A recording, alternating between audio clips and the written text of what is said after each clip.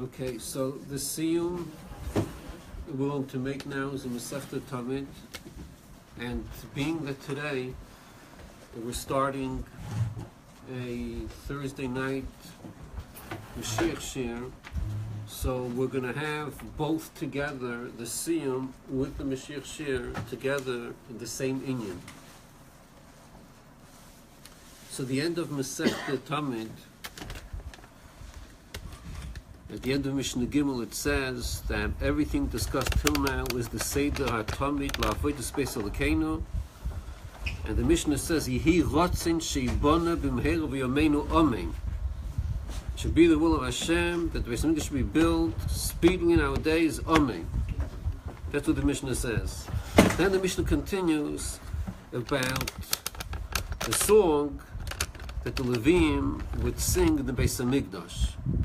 During part of the avodah of the Beis Hamikdash, they would pour the wine libation on the Mizbeach. So the Levim would sing a special song, and they would have a different shir for each day of the week, taken from Tehillim. So the Mishnah says the shir shel Levim ha'im b'mikdash b'yom harishayin. On the first day they would say L'Hashem ha'otzim u'loyo. Table v'yeshiva. That's the beginning of the kapitel, the chapter, which is what we say every day in Shir Shal Yain, the same exact shir. And on Monday they would say another one, what we say on Mondays also, and the Mishnah goes through the whole list, Monday, Tuesday, Wednesday, Revi, Chamishi, and then when it says, it comes to Beshishi, Hayu Oimrim, they would say what we say, Hashem Molach Geyus Lovesh. Now the reason they said a particular shir for each day is because there's some connection between the shir of that day to that day that they're saying it. Like for example, on the first day, on Sunday, they would say L'Hashem ha'otzim u'loyo, tel v'yeshiva, which means that Hashem is the boss in charge of the world, because on the first day of creation, Hashem created the world. So this is the compatible chapter to say. On the sixth day, on Friday, Hashem Molch Geis Lavesh, because that's when Hashem was instilled, was coronated as a king. So we say on the sixth day, Hashem Molch Geis Lavesh, Hashem is the king. Then when it comes to Shabbos, this is the end of the Mishnah.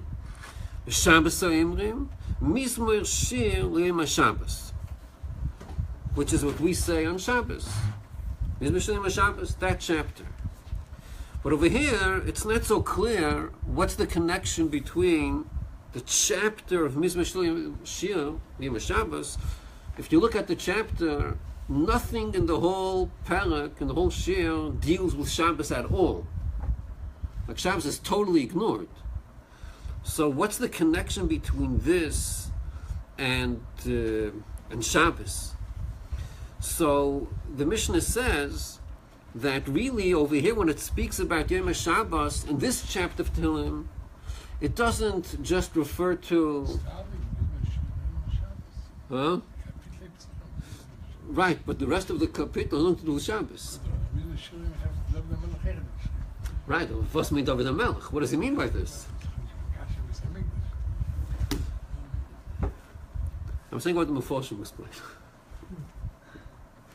So the interpretation that the Mishnah gives is that when you look at the whole chapter of Mizmor Shabbos, it describes the glory of Hashem, the greatness of Hashem, which will be expressed in the future. The whole creation is going to praise Hashem. So this is referring to the future. Mizmor Shir L'Osid Lavai. It goes on the Shir of the Shabbos of L'Osid Lavai, the Shabbos of the future. Now, what's the Shabbos of the future? So we know that there are 6 days to a week, and then there's Shabbos.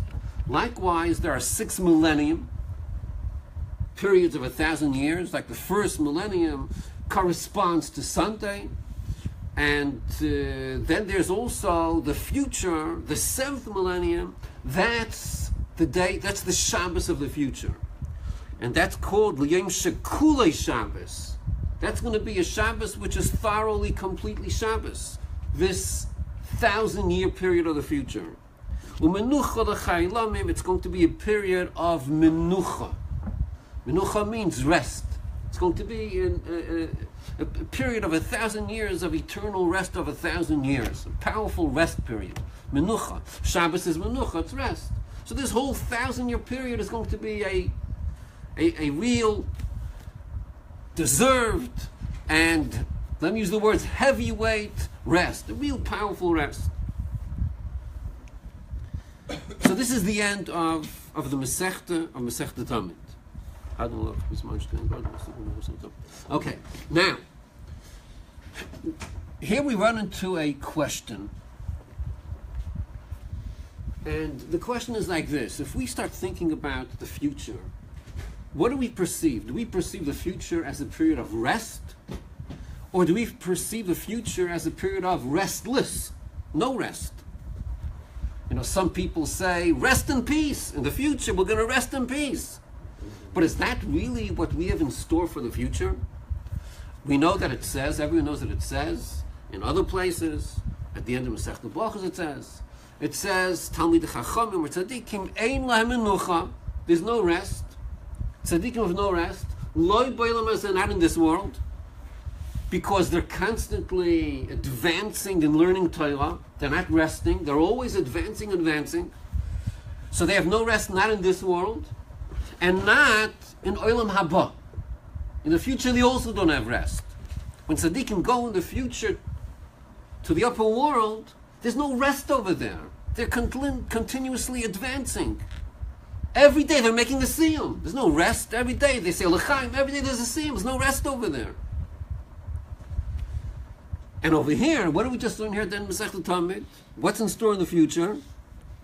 Menucha, Kulei Shabbos, and Menucha l'chai lamim. There's going to be a rest period.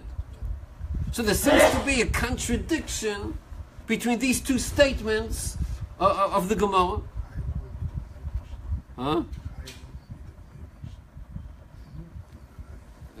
Okay.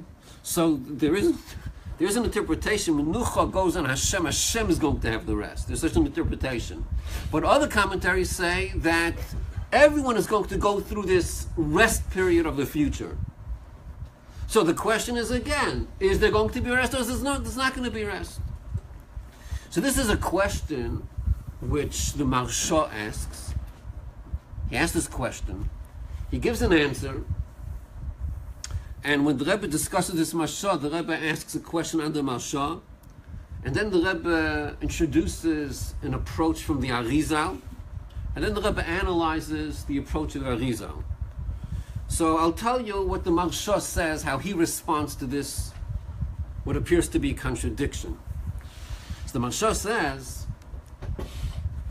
that when we say over here there's going to be a period of rest, what kind of rest are we speaking about? Rest from what?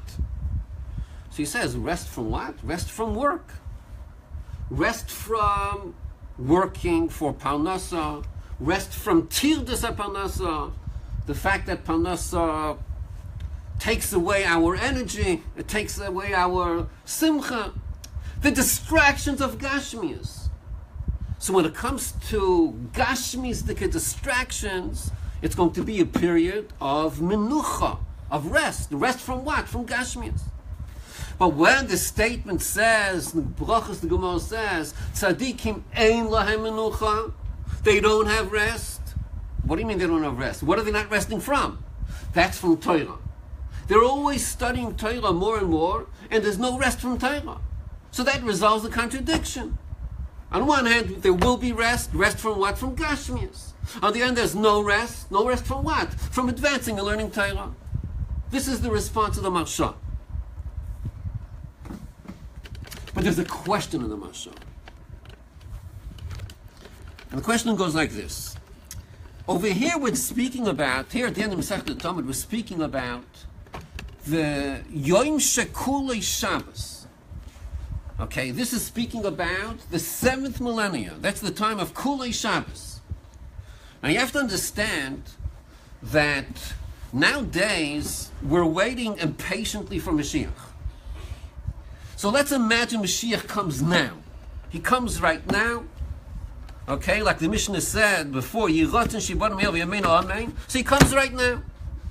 So are we going to be waiting for anything else after Mashiach comes, or finished? We were waiting for so long for Mashiach, he's here, no more waiting. No, it's not so. After Mashiach comes and we have a Beis Hamikdash, we're going to start waiting for Yom Shekulei Shabbos, the 7th millennium. That's going to be a powerful Kedusha, which might start even Erev Shabbos. It might start at the end of the 6th millennium. So we're waiting now for Mashiach. Mashiach comes now. We're going to be waiting for Yom Shekulei Shabbos. It's two separate periods. There's a period known as Yom Mashiach, and there's a separate period known as the Yom Shekulei Shabbos, the 7th millennium. It's a different time, B'chalal. When it comes to Yom Mashiach, that's a time known as Hayom L'Asoisam. We're serving Hashem. It's the same life as now. The only difference is we won't have any distractions, and we'll be totally involved in serving Hashem, learning Torah, doing mitzvahs. But the 7th millennium, Yom Shekulei Shabbos, that's Mochel Kabel Scholam. That's a period of reward. That's a whole different period. Now, what's the chiddush of Yom Mashiach? What's the novelty of the days of Mashiach? The chiddush of Yom Mashiach is that we won't have distractions from Gashmias. That's what the Rambam says. That why is it that the Chachamim and the Nevi'im and all the Yidden were always yearning for Mashiach? Why do they want Mashiach for? So the Rambam says the real reason they wanted Mashiach was because they wanted to have the study of Torah done completely, with enthusiasm, without any distractions of Gashmias, without any physical distractions, either from Parnasa or from Malchus, from the government and so on. So by Yom Mashiach, there's already going to be Menucha from Gashmias. But over here in Tamid, we're speaking about which period is going to have Menucha. We're not talking about Yom Mashiach here. What are we talking about here? Yom Shekulei Shabbos, the 7th millennium. So according to the Marsha, if Menucha, the Chiddush of Menucha is no distractions from Gashmias, that's going to take place way before the 7th millennium. That's going to take place in Yom Mashiach. So that's a question on the answer of the Marsha. So here we come to an answer which is based on the Arizal. The Arizal learns different than the Marsha. The Arizal learns Pshat, that the Menucha that we're talking about here, and not having Menucha, it's all about Ruchnius, not about Gashmias. Menucha is not about Gashmias. It's not rest from physical distractions. It's a spiritual level of Menucha, which means that in the future, we're going to have two periods. There's one period where there's no rest in a spiritual sense, and then there's another period, a higher period, where there is rest in a spiritual sense. So when do we have one, when do we have the other? So Arizal says that in Olam Haba, referring to Gan Eden, Gan Eden means it's a spiritual world. After someone finishes his job, and here after 120 years, plus more, he goes to the upper world, Gan Eden. Over there's no rest. No rest means that the neshamas are always learning Torah in Gan Eden, and they're going higher and higher. There's no rest. They're always advancing. But when it comes to the 7th millennium, Yom Shekulei Shabbos, in the future, so during that period, we're going to reach a certain climax of Kedusha, where all of a sudden, it's a level of restfulness. It's a certain godly restfulness that we're going to reach at that stage. That's the Arizal's approach. So the Marsha was the one that made a difference between not resting in Ruchnius, yes, resting from Gashmias, which we have a problem with. The Arizal is saying that it's the same rest, it's Ruchnius, but two different periods. There's no rest in Gan Eden, and there is rest in the future, Yom Shekulei Shabbos, in the 7th millennium. But there's an obvious problem here. The problem is like this. The Arizal explains why in Gan Eden Ein le Menucha. Why do the neshamas always continuously advance more and more, higher and higher? What's the reason for that? Why don't they reach a stage where they finally got it? Why do they have to keep on advancing? So the Arizal teaches us a principle, which, by the way, this is a principle which the Rebbe repeated so many times, and he applied this in our Avodas Hashem. The principle is like this: Hashem is Ein Sof, infinite. His Torah is Ein Sof. His Torah is infinite. So at no point can you say you've reached the highest level. There's always room to advance, because Hashem is infinite. So that's why in Gan Eden, the neshamas are studying Torah more and more, higher and higher. So when is it going to finish? They can never stop, because it's infinite. If that's the case, how are we meant to understand the statement here in Tamid? Then in the 7th millennia, it's Yom Shekuli Shabbos and Menucha. There you reach a climax of godly rest. What kind of rest business is this? You're supposed to keep on advancing. I thought Hashem is infinite. So you have to keep on advancing. What's the rest over here?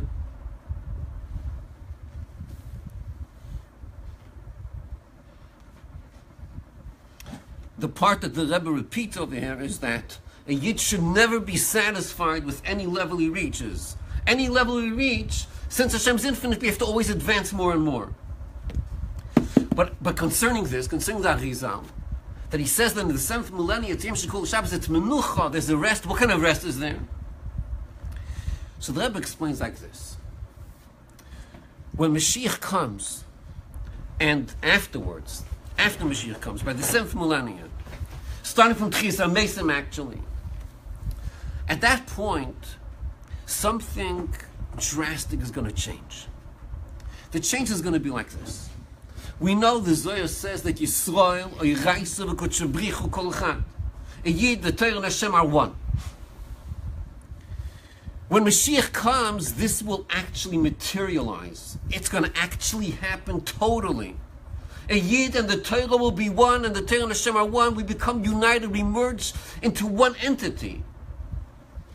So now we can understand that till that period, when a Yid and Torah mamish become one, there's always advancement. What does advancement mean? We're trying to get to Amitis HaTorah, the truth, the ultimate truth of Torah, and it never stops because it's infinite.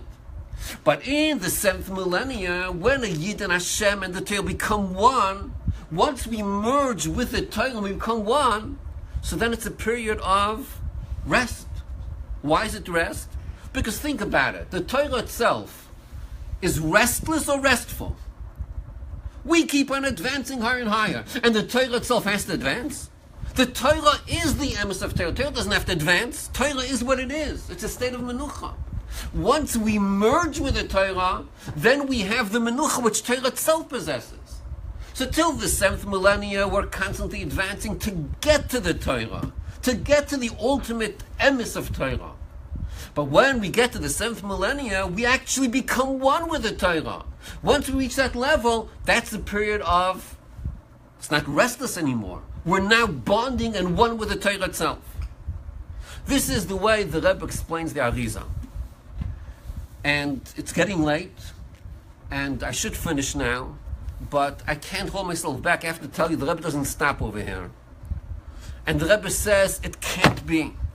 It can't be we're going to reach the 7th millennia and we're going on vacation? Like, really? We're not going to keep on advancing? It can't be. It's impossible. Besides, the Rebbe says there's something called time, the 7th millennia. Time means change, shinoi. And if we're going to be stationary in the same level, what kind of zman is that? What kind of 1,000-year period is it? The Rebbe says, no, of course we're going to advance. But the way we're going to advance is in a way of menucha, of rest. So what's going to be the advance? So bekitz, in short, till the 7th millennium, the Torah is the mashpia, and we're the makabel. The Torah gives holiness, it attaches us to Hashem, and we're receiving the light of the Torah to cleave to Hashem. But in the 7th millennia, the table's going to turn around. Who's going to be the mashpia then? The Yidden, the Shomas Yisrael. Who's the makabel? Who's going to receive? The Torah. Because at that period, the shoyrish, the root of Neshamas Yisrael will be exposed. And in its highest root, the Neshama of a Yid is even higher than Torah. So we're mashpia on the Torah. will have a revelation of the neshama at its highest level, where it's one thing with atzmos, and then we're mashpia kedushin to the Torah. So that's going to be our activity at that period, being mashpia, more kedushin to the Torah. Why is that called rest? Because all this is in atzmos. What does rest mean? Rest means you get back to yourself. When you're exerting yourself, you're getting involved in something. Resting means you go back to what you are. In the 7th millennia, we're going back to atzmos, what we really are. That's a period of rest. Not rest as going to sleep. We're going to be very active in bringing more kedusha to the Torah. But that's a level of restfulness. So we should be zeicher to have this, like the Mishnah says, Yehi ratzon shebanu b'meil v'yameinu amen. Then we'll have the Beis HaMikdash, we'll have Tchias HaMeisim, and we're going to have the 7th millennia, and all this should be b'meil v'yameinu amen.